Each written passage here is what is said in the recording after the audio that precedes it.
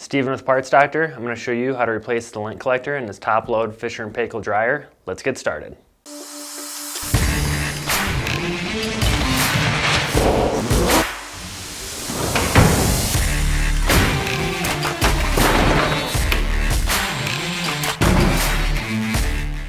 Start by removing the lint bucket, followed by the Phillips screw. Then grab the lint collector at the bottom, pull out and down to remove. If you have a bad lint collector and you need to purchase a new one, you can check out our website, partsdoctor.com. We'll leave a link in the description below. You want to make sure you're searching with the model number from the tag on your dryer to make sure you get the correct part.